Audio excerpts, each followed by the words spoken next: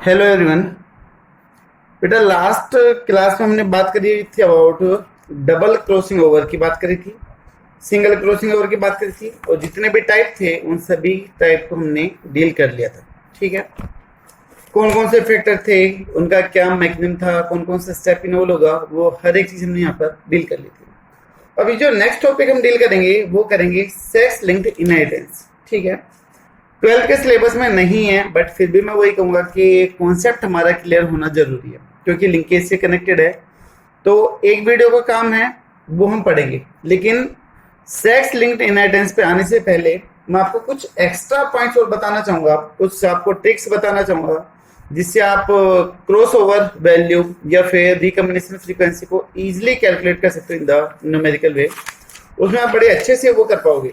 ठीक है, तो एक बार जो हमने पढ़ा है उन सभी चीजों की हमें यहाँ पर नीड होगी, उन सभी चीजों को एक बार हमें फिर से लिंकअप करना होगा, तो ये जो ट्रिक्स और जो ये मेथड है वो हमारे इजीली क्लियर हो जाएंगे। ठीक है, तो देखिए क्या हमने बोला था कि क्रॉसिंग ओवर के अलग अलग टाइप थे, single crossing over, double crossing over, multiple crossing over, ये चीजें हमने यहाँ पर देखी थी। मैं बोलता हूँ कि अगर सिंगल क्रॉसिंग ओवर है, अगर एक बार ही क्रॉसिंग ओवर हुई है, सिंगल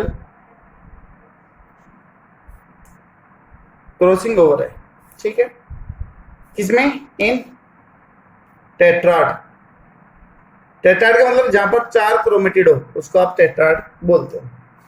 हमने बनाया था लास्ट टाइम भी ऐसा, capital A capital B, capital A capital B. ठीक है, नीचे की तरफ हमने रख दिया था स्मॉल ए स्मॉल बी, ऐसा रखा था, याद होगा शायद आपको। यहां पर एक सिंगल क्रॉसिंग ओवर हुई है, ठीक है, एक सिंगल क्रॉसिंग ओवर हुई है। तो यहां पर हमारे पास कितने प्रोडक्ट बने थे आपको याद होगा, एक बना था कैपिटल ए कैपिटल बी, ये पूरा वाला, एक बना था कैपिटल ए स्मॉल बी, इधर ये जो पार्ट एक्सचेंज हो गया था कैपिटल ए किसके साथ में चला गया, स्मॉल बी के साथ में चला जाएगा, तो ये वाली चीज आ जाएगी। तो कैपिटल ए स्मॉल बी। तीसरा गैमेट बना था स्मॉल ए कैपिटल बी, यानी कि इधर चला गया था, तो स्मॉल ए कैपिटल बी के साथ में आ गया था, और एक रह गया था आपका स्मॉल ए स्मॉल बी, ये था।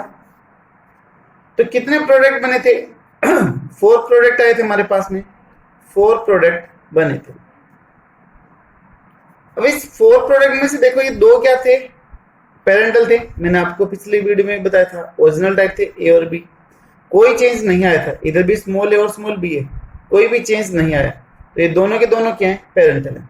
बेटा ये दोनों क्या है, रिकम्बिनेंट है, बोथ आर द रिकम्बिनेंट। तो अगर 4 प्रोडक्ट बने हैं तो 4 प्रोडक्ट में से आप देख सकते हो कि जो 2 हैं, 2 वो क्या है, पेरेंटल है, 2 क्या है, पेरेंटल। पेरेंटल को आप नॉन क्रॉस ओवर भी बोलते हो, ठीक है, इनको आप नॉन क्रॉस ओवर भी बोलते हो, एनसीओ भी बोलते हो। ठीक है, 2 बेटा क्या गए आपके,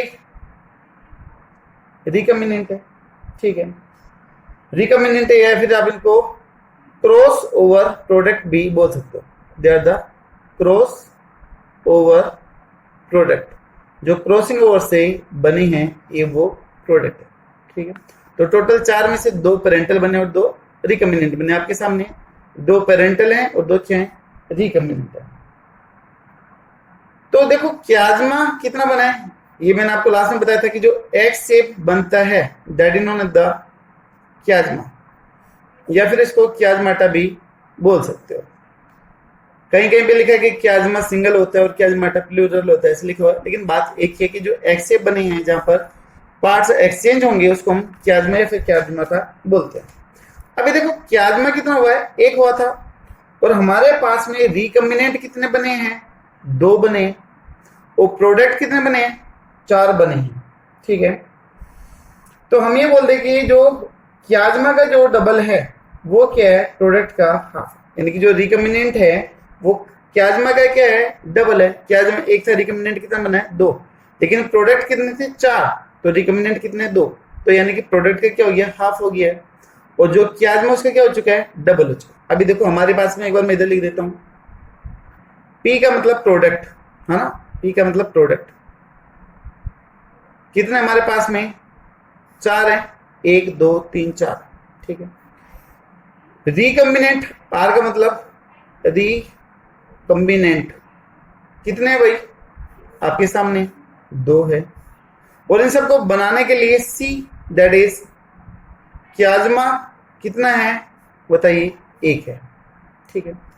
तो मैं ये बोल दूं कि जो रिकम्बिनेंट है वो क्याजमा से तो क्या हो गया, डबल हो गया। तो यहां पर मैं लिख दूं कि R that is recombinant is double to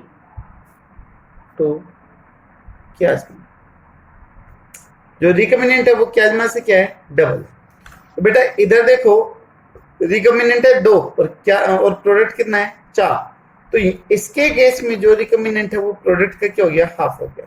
तो यहां पर recombinant is half of product, product का क्या है, हाफ। ये चीज क्लियर हुई होगी शायद। तो यहां पर हमने ये चीज क्लियर कर ली, जो हमने लास्ट में भी देखा था कि जो रिकम्बिनेंट होते हैं वो क्याजमा का डबल होता है, ठीक है। तो इसकी एक्सप्लेनेशन यहाँ से आपको अच्छे से क्लियर आ गई होगी। ये लास्ट वीडियो में हमने स्टेटमेंट बोली थी जिसको जर्नल रूल के नेम से बोला गया था, तो उसकी एक्सप्लेनेशन ये आ जाएगी, ठीक है। तो ये आपका वही जर्नल रूल है, ठीक। कई बार हमें क्याजमा नंबर दे देते हैं और आरएफ वैल्यू वगैरह कैलकुलेट करने के लिए बोल देते हैं, ठीक है। या ऐसा भी हो सकता है कि आपको आरएफ वैल्यू दे दे और फिर क्याजमा नंबर आपसे पूछ ली जाए। तो यहाँ पर कुछ ट्रिक्स हैं और कुछ मेथड भी है जिससे हम उसको इजीली क्या कर सकते हैं, कैलकुलेट कर सकते हैं। देखिए जो होमोलोगस क्रोमोसोम होंगे वो कितने प्रोडक्ट बनाएंगे, होमोलोगस क्रोमोसोम के पेयर कितने प्रोडक्ट बनाएंगे, हमेशा 4 प्रोडक्ट बनाएंगे। तो पेयर ऑफ, की पॉइंट लिख रहा हूं मैं, ये मेन पॉइंट है, pair of homologous chromosome make 4 time product, 4 time बनाते। देखिए यहां पर हमारे पास में कितना पेयर था, एक पेयर था, होमोलोगस का एक पेयर था। भाई एक पेयर में 2 होते हैं ना, तो ये एक क्रोमोसोम था और ये एक था, एक पैटर्नल और एक क्या था, मैटर्नल। ये आपको मैंने पहले भी बताया था। तो एक पेयर था लेकिन प्रोडक्ट कितने बने, 4 बने। तो यहां पर भी मैंने लिखा है कि 1 pair of homologous chromosome make 4 time product, अपने से 4 टाइम प्रोडक्ट की फॉर्मेशन करेंगे। अगर एक पेयर है तो 4 गैमेट बनेंगे, 2 पेयर है तो कितने बनेंगे, 8 बनेंगे, ठीक है। चाहे क्रॉसिंग ओवर हो या ना हो, लेकिन प्रोडक्ट के नंबर इतने रहे, ठीक है। चाहे बेसिक वो सिमिलर हो या फिर डिफरेंट हो। लेकिन इस चीज का ध्यान रखना, अगर सिंगल क्रॉसिंग ओवर है तो हमेशा 50% क्या बनेगा, पेरेंटल बनेगा, और 50% क्या बनेगा, रिकम्बिनेंट बनेगा सिंगल क्रॉसिंग ओवर के अंदर, ठीक है। तो हम जो क्याजमा जो ये हैं, जो क्रॉसिंग ओवर वैल्यू है उसको भी हम कैलकुलेट कर सकते हैं, ठीक है। कैसे कैलकुलेट कर सकते हैं वो चीज देखिएगा। अगर मान लो आपको दे रखा है, यहां पे मैं लिख दूं calculation of number of cross over value product, हमें ये अगर क्या करना है, कैलकुलेट करना है, तो हम कैसे कैलकुलेट कर सकते हैं। तो इसके 2 मेथड है, क्रॉस ओवर वैल्यू प्रोडक्ट को कैलकुलेट करने के 2 मेथड है। पहला मेथड है by the help of the क्याजमा number, by the क्याजमा number. अगर हमें क्याजमा नंबर से क्रॉस ओवर वैल्यू को कैलकुलेट करना हो तो कैसे करें, देखिएगा। अगर एक क्याजमा है, 1 क्याजमा है, then number of cross over product, COP है ना, क्रॉस ओवर प्रोडक्ट को जो कैलकुलेट करने का जो फॉर्मूला होगा दैट इज 1/2, यानी कि हाफ इंटू में total product number, total product number. अब देखिए अगर हम सिंगल क्याजमा की बात कर दें, एक ही क्याजमा हुआ है, एक ही क्रॉसिंग ओवर हुई है, तो 1/2 कर दें। टोटल प्रोडक्ट कितने बने थे? 4 बने थे, तो 4 को हम 2 से डिवाइड कर दें तो कितना आ गया? 2 आ गया। तो यानी कि जो ये 2 थे रिकम्बिनेंट थे वो किससे बने थे? क्रॉसिंग ओवर से बने थे, और इन 2 में क्रॉसिंग ओवर नहीं थी। ठीक है, पेरेंटल में कोई क्रॉसिंग ओवर नहीं हुई थी। जो रिकम्बिनेंट है वो क्या क्रॉस ओवर ही तो है, और ये जो दोनों की दोनों वो क्या कहलाएंगे? आपकी क्रॉस ओवर प्रोडक्ट कहलाएंगे। तो कितना आ गए? 2 आ गए। ठीक है, तो 1/2 और जितना भी टोटल नंबर ऑफ प्रोडक्ट उसको अगर हम डिवाइड करेंगे तो 2 क्या जाएंगे आपके? रिकम्बिनेंट बोल दो या फिर क्रॉस ओवर प्रोडक्ट आप उसको बोल दोगे। तो कितना आ गया? ये 2 आ गया। ठीक है, एक मेथड तो ये हो गया कि तब क्याजमा नंबर आपको गिवन है, जैसे एक गिवन था, 2 भी दे सकते हैं, 3 भी दे सकते हैं, तो आप उससे भी ये कैलकुलेट कर सकते हो। बेटा एक दूसरा मेथड है, that is by chiasma frequency. By chiasma frequency. Chiasma frequency का मतलब जब क्याजमा को परसेंटेज की फॉर्म में बोल दे तो वो एक तरीके से आपकी क्याजमा फ्रीक्वेंसी आ गई। तो वहां पर नंबर ना देके आपको क्या दे दे? परसेंटेज दे दे, 10%, 20%, 30% ऐसे दे दे, तो भी आप उससे भी कैलकुलेट कर सकते हो। ठीक है, तो हम यहाँ पर क्याजमा फ्रीक्वेंसी अगर गिवन है तो मुझसे रिकम्बिनेंट फ्रीक्वेंसी भी निकाल सकते हैं। ठीक है, इफ क्याजमा फ्रीक्वेंसी जैसे कि मान लो दे दे 10% दे दे, ठीक है, 20% दे दे, 30% दे दे, कुछ भी दे दे। ठीक है, if chiasma frequency is given then we can calculate the recombination frequency. We calculate the RF, that is a recombination frequency निकाल सकते। ठीक है, अगर मान लो कहीं पे ऐसा बोल दिया, फॉर एग्जांपल जैसे कि मान लो कहीं पे दे दिया कि भाई 10% क्याजमा फ्रीक्वेंसी है, 10% क्याजमा फ्रीक्वेंसी है, तो इसका मतलब क्या होगा? भाई हमारे पास में 100% जीन थे, उनमें से सिर्फ 10% जीन के बीच में क्या हो रही है? क्याजमा की फॉर्मेशन हो रही है, बाकी 90 में नहीं होने लगी। और जो ये 10% जो क्याजमा फ्रीक्वेंसी है, जो ये 10% क्याजमा हो रहा है, क्रॉसिंग ओवर हो रही है, तो वो क्या बनाएगा? आपका क्रॉसिंग ओवर प्रोडक्ट की फॉर्मेशन करेगा। तो 10% क्याजमा, क्याजमा का मतलब बताया था कि जहां पर एक्सचेंज होता है वो क्याजमा। तो अगर 10% क्याजमा फ्रीक्वेंसी हो रही है तो वहां पर क्या बनेंगे? आपके क्रॉस ओवर प्रोडक्ट ही बनेंगे। ठीक है, तो प्रोड्यूस क्रॉस ओवर प्रोडक्ट, क्या बनाएंगे? वो क्रॉस ओवर प्रोडक्ट या फिर रिकम्बिनेंट प्रोडक्ट की फॉर्मेशन ही करेंगे। आई थिंक शायद ये चीज क्लियर होगी आपको। तो 10% क्याजमा, कोई भी फ्रीक्वेंसी दे रखी है, कुल मिला के क्याजमा फ्रीक्वेंसी अगर गिवन है जितने भी है, तो उसी के हिसाब से क्या बनेंगे? आपके क्रॉस ओवर प्रोडक्ट बनेंगे।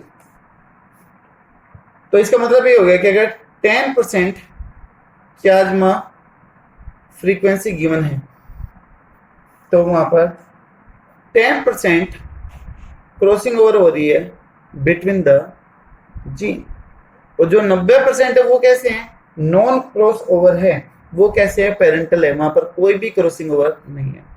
तो that's mean 90% genes are parental. Parental को हम क्या बोलते हैं? नॉन क्रॉस ओवर बोलते हैं, नॉन क्रॉस ओवर। वहां पर कोई भी क्रॉसिंग ओवर नहीं होगी। अगर कोई भी क्रॉसिंग ओवर नहीं होगी तो जितने भी प्रोडक्ट होंगे वो सारे के सारे कैसे होंगे? आपके पेरेंटल प्रोडक्ट ही होंगे। So all will be parental product, तो सारे के सारे पेरेंटल प्रोडक्ट ही होंगे। ये चीज के लिए हुई। अगर 10% क्याजमा गिवन है मान लो आपको, तो सीधी सी बात है कि 10% जीन में क्रॉसिंग ओवर या फिर क्याजमा की फॉर्मेशन हो रही है। तो 90% जीन कैसे हो गए आपके, पेरेंटल या ओरिजिनल हो गए, जिसके अंदर कोई भी क्रॉसिंग ओवर नहीं हो रही, ठीक है। और अभी आपको मैंने बताया था कि भाई जितने होमोलोगस क्रोमोसोम पेयर गिवन है उसके 4 गुना क्या बनते हैं, प्रोडक्ट बनते हैं, ठीक है। ये चीज मैं आपको पहले बता ही चुका हूं। तो जैसे अगर मान लो 90% आपके कैसे हो गए, 90% आपके जो जीन है वो पेरेंटल है, पेरेंटल है, तो इससे प्रोडक्ट कितने बनेंगे, 4 गुना बनेंगे भाई, 4 टाइम बनेंगे ना। ये तो परसेंटेज गिवन है, वो प्रोडक्ट की बात आ रही है, तो 4 टाइम प्रोडक्ट की फॉर्मेशन होगी। तो इसका 4 टाइम कितना कर दो भाई, 100 में से अगर लेके चलेंगे, 100 में से निकाली जाती है परसेंटेज, 100 में से 90 है, तो 90 का 4 टाइम कितना हो जाएगा, दैट इज 360 हो गया। कितना हो गया, 360 हो गया। तो ये तो कैसे हो गए, पेरेंटल हो गए, ये क्या है, पेरेंटल हो गए प्रोडक्ट सारे। अभी 100 में से 10% क्या है भाई, आपका क्याजमा फ्रीक्वेंसी दे रखी है, लेकिन जितनी भी दे रखी है वो भी क्या बनाएगा आपका, 4 टाइम प्रोडक्ट बनाता है, 4 टाइम प्रोडक्ट बनाएगा। तो अगर हम इसका 4 टाइम कर देंगे 10 इंटू में 4, तो कितना आ गया, 40 आ गया, ठीक है। अब देखो जो 40 जो प्रोडक्ट आए हैं क्याजमा से बने, क्या वो 100% आपके रिकम्बिनेंट रहेंगे ना। अब आप पीछे देख सकते हो, क्याजमा से बने थे, और क्याजमा के बनने से आपका 50% क्या था, पेरेंटल, और 50% क्या था, रिकम्बिनेंट था। भाई सिंगल क्रॉसओवर हो गया था ना, यहाँ पर क्याजमा फ्रीक्वेंसी 1 थी, ठीक है, तो यहाँ पर 1 हो रही थी, जैसे मान लो ये थी, यहाँ पर 4 प्रोडक्ट बने थे, जिसमें 2 क्या थे, पेरेंटल, और 2 क्या थे, रिकम्बिनेंट। तो सेम कंडीशन ये है कि जितने भी ये बने हैं 40 बने हैं, तो इस 40 के अंदर से 40 प्रोडक्ट बने हैं टोटल, इस 40 में से टोटल 40 में से टोटल 20 क्या होंगे, पेरेंटल होंगे, और 20 क्या होंगे बेटा, रिकम्बिनेंट होंगे। क्या होंगे, रिकम्बिनेंट होंगे। आई थिंक शायद क्लियर हो गया। 40 प्रोडक्ट बने थे क्रॉसिंग ओवर से, क्रॉसिंग ओवर में पेरेंटल भी बनते हैं और रिकम्बिनेंट भी बनते हैं, तो 50-50 रहेगा, ऊपर बताया था अभी। तो 40 के अंदर से 20 पेरेंटल और 20 रिकम्बिनेशन। ऊपर आप देख सकते हो टोटल कितने थे, 360 पेरेंटल थे और 20 आ गए, तो टोटल पेरेंटल कितने हो गए अभी, टोटल पेरेंटल कितने हो गए भाई, 360 प्लस में 20 कितने हो गए, 380 पेरेंटल प्रोडक्ट हो गए, ठीक है। रिकम्बिनेंट कितने हैं टोटल,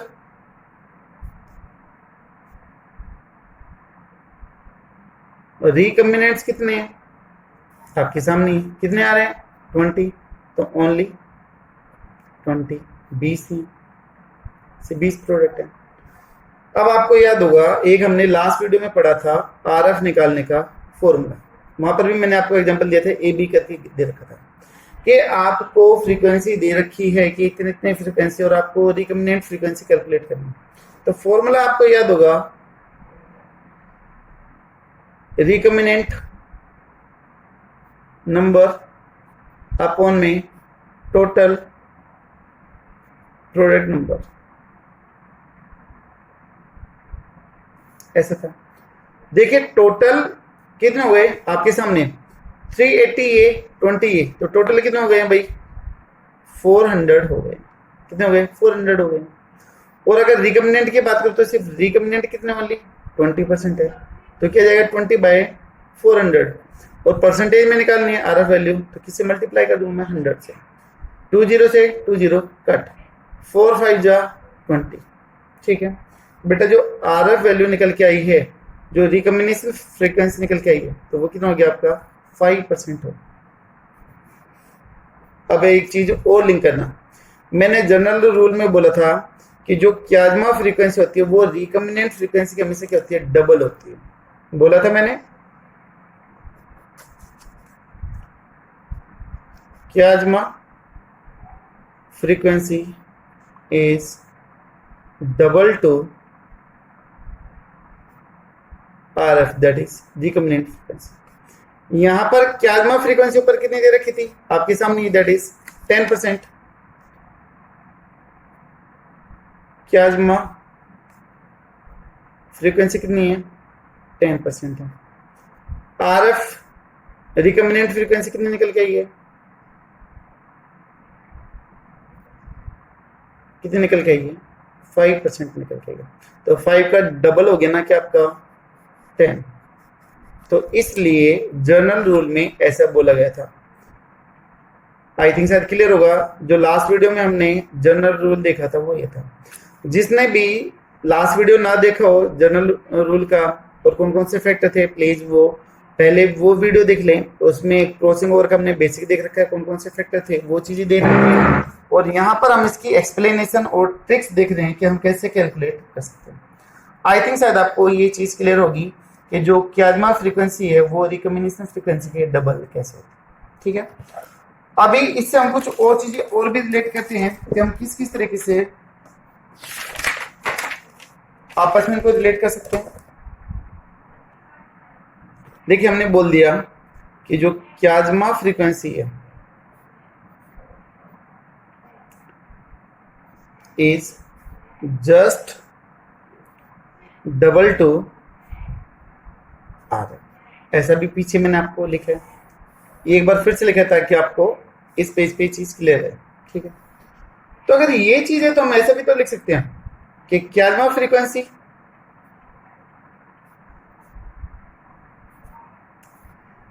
इजिकल टू 2 इंटू में आरएफ कर दें रिकम्बिनेंट फ्रीक्वेंसी।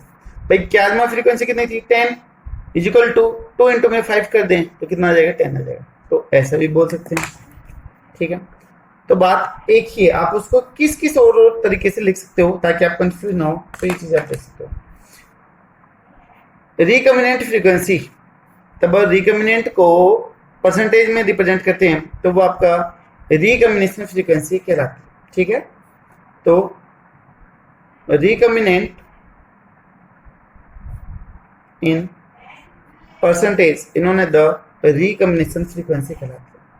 तो हम ऐसा भी कर सकते हैं कि रिकम्बिनेशन फ्रीक्वेंसी 1/2 इंटू में क्या कर दें, किसका हाफ कर दें,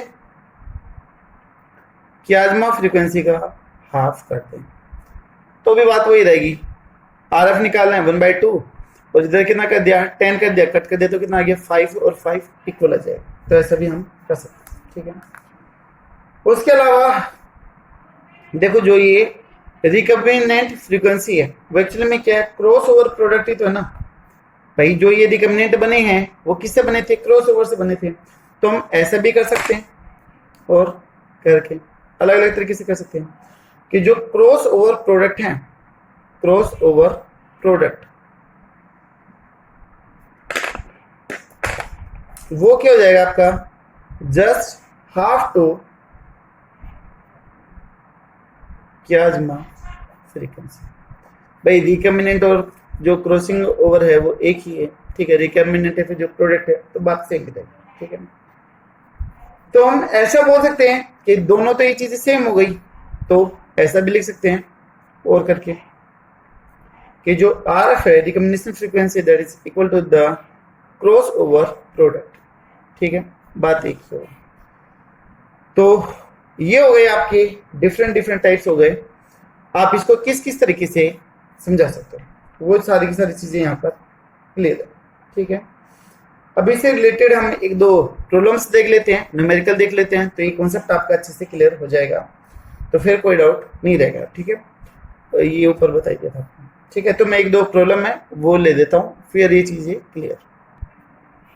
देखिए मैं क्वेश्चन बोल रहा हूँ आपको, वो सोल्व करेंगे तो चीजें क्लियर हो जाएगी। If crossover between gene A and B, ठीक है, लोकाई अगर इन दो लोकस के बीच में, दो लोकाई के बीच में क्रॉसिंग ओवर हुई है और जो फ्रीक्वेंसी है दैट इज इन 20% टेट्राड के अंदर हुई है, देन कैलकुलेट द, अगर ए और बी लोकाई के बीच में 10% क्रॉस ओवर हुई है टेट्राड के अंदर, तो आपको क्या क्या चीज कैलकुलेट करनी है वो आपको मैं बता रहा हूं, वो चीज आपको कैलकुलेट करनी है। पहली चीज है ए, दैट इज कियाज्मा फ्रीक्वेंसी। आपको कियाज्मा फ्रीक्वेंसी यहां पर कैलकुलेट करनी है, ठीक है। दूसरी चीज है रिकम्बिनेंट फ्रीक्वेंसी, आपको निकालनी है। रिकम्बिनेंट फ्रीक्वेंसी आपको कैलकुलेट करनी है। तीसरा है आपका percentage of cross over gametes, cross over gametes, ठीक है। ये चीजें आपको निकाल, तो ये हो गया क्वेश्चन। आपको सिर्फ यहाँ पर दे रखी है क्या, कियाज्मा फ्रीक्वेंसी दे रखी है। तो हमने यहाँ पर पढ़ा था ना कि हम दो चीजों से कैलकुलेट कर सकते हैं। एक तो क्या था, पहला मेथड था बाय द कियाज्मा नंबर, ठीक है, ये बता दिया था। दूसरा था हमारा कियाज्मा फ्रीक्वेंसी। तो हमने जितने भी आगे सारे के सारे मेथड देखे थे, पूरा का पूरा प्रोसेस देखा था, वो किसका था, कियाज्मा फ्रीक्वेंसी से निकालना था। तो हम कियाज्मा फ्रीक्वेंसी से कैसे कैलकुलेट कर सकते हैं वो चीज आप देखिएगा। देखो कैसे निकालें। देखिए यहाँ पर जो क्रॉस ओवर है वो कितने 20% है, किसमें, टेट्राड में। तो क्रॉस ओवर इन 20% टेट्राड। तो आपको पता है कि जितने भी दे रखा हो तो प्रोडक्ट उसका डबल बनता है, तो प्रोडक्ट 4 टाइम बनता है।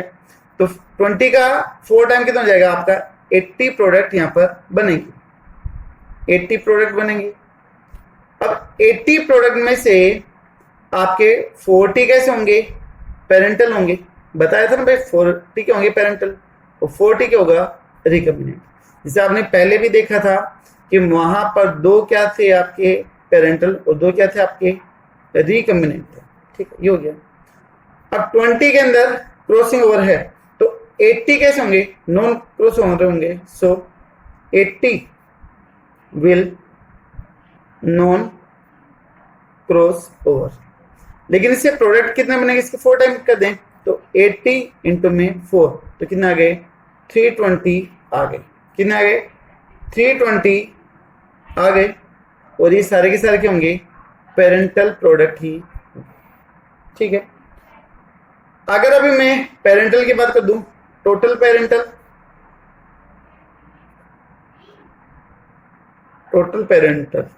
यहां पर कितने आए थे 40 और यहां से कितने आए हैं प्लस में 320, तो टोटल कितने आ गए 360 पेरेंटल टाइप आ गए।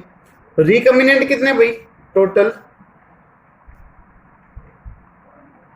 रिकम्बिनेंट देखिए, रिकम्बिनेंट कितने हो गए हैं, सिर्फ यही तो है, तो कितने हो गए टोटल 40 हो गए। अब आरएफ वैल्यू आप निकाल सकते हो, कैसे निकालते हैं आरएफ वैल्यू, 40 फॉर्मूला आपको याद है, रिकम्बिनेंट अपॉन में टोटल, तो 40 टोटल करेंगे तो कितना जाएगा आपका 400 इंटू में आपका 100, 2 जीरो से 2 जीरो कट, ये कितने पे चला जाएगा आपका 10 पे चला गया। तो बेटा जो आरएफ की जो वैल्यू है, जो आरएफ की परसेंटेज है वो कितना आ गई 10% आ गई, ठीक है। और आपको पता है कि जो कियाज्मा फ्रीक्वेंसी होती है वो कितनी होती है,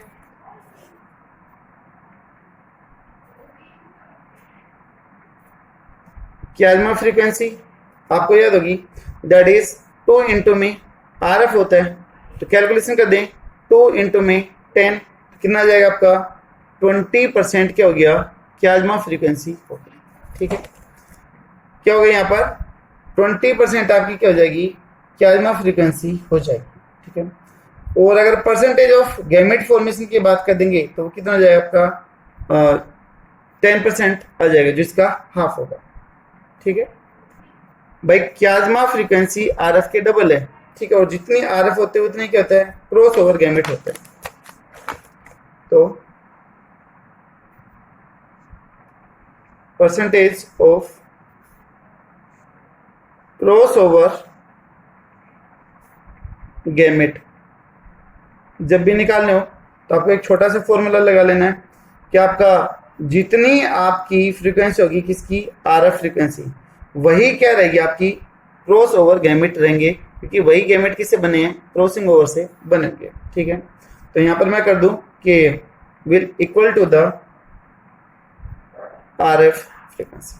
ठीक है, इंपॉर्टेंट में डाल दूं, तो यहां पर क्रॉस ओवर फ्रीक्वेंसी गैमेट की आपको निकालनी है, तो RF वैल्यू कितनी थी, 10% थी, तो गैमेट फॉर्मेशन भी कितनी हो जाएगी आपकी, 10% ही हो जाएगी। तो ये आ गए तीनों की तीनों यहाँ पर आंसर हो जाएगी। ठीक है, मैं एक प्रॉब्लम आप लोगों को यहाँ पर लिख के दे रहा हूँ, आप सोल्व करिएगा और उसका आंसर कमेंट बॉक्स में जरूर ऐड करिएगा। मैं क्वेश्चन लिखता हूँ यहाँ पर पॉज करके एक बार। देखिए क्वेश्चन मैंने आपके सामने लिखा है कि यहाँ पे RF दे रखा है, the RF recombinant frequency between the gene white eye दे रखी है ड्रोसोफिला की, और दूसरी दे रखी है यहाँ पर मिनिएचर विंग्स में दे रखी है, और फ्रीक्वेंसी दे रखी है दैट इज द 40% दे रखी है RF value in the Drosophila. तो आपको कैलकुलेट करना है डिस्टेंस बिटवीन द जीन, पहला। दूसरा question, number of cell recorded for the chiasma between the two genes, यानी कि टोटल कितने रिकम्बिनेंट सेल्स होगी, और तीसरा दे रखा है कियास्मा फ्रीक्वेंसी बिटवीन द जीन। तो आपको याद होगा, अगर हम बात करें कि जितना परसेंटेज ऑफ रिकम्बिनेंट होता है उतना ही क्या होता है आपका सेंटीमोर्गन होता है, या फिर जितनी सेंटीमोर्गन दे रखी हो उतनी क्या होती है आपकी रिकम्बिनेंट फ्रीक्वेंसी होती है। तो यहाँ पर कितनी दे रखी है आपकी 40 की है रिकम्बिनेंट फ्रीक्वेंसी, तो आपकी जो डिस्टेंस होगी वो भी कितना होगी, दैट इज द 40 सेंटीमोर्गन होगी। पहले डिस्टेंस पूछा हो गया था, तो ए पार्ट डिस्टेंस की अगर हम बात करें दैट इज 40 सेंटीमोर्गन। क्लियर होगा पहला पार्ट। दूसरा पार्ट, कियास्मा फ्रीक्वेंसी निकालनी है। कियास्मा फ्रीक्वेंसी आपको याद होगा फॉर्मूला, दैट इज 2 इंटू में RF, 2 और RF की वैल्यू कितनी है 40, तो कितना जाएगा 80। कियास्मा फ्रीक्वेंसी की वैल्यू कितनी हो गई, दैट इज 80% हो गई। ठीक है, अब उसके बाद में रिकम्बिनेंट निकालने हैं, तो रिकम्बिनेंट अगर फाइंड आउट करने हैं निकालने, तो फॉर्मूला है रिकम्बिनेंट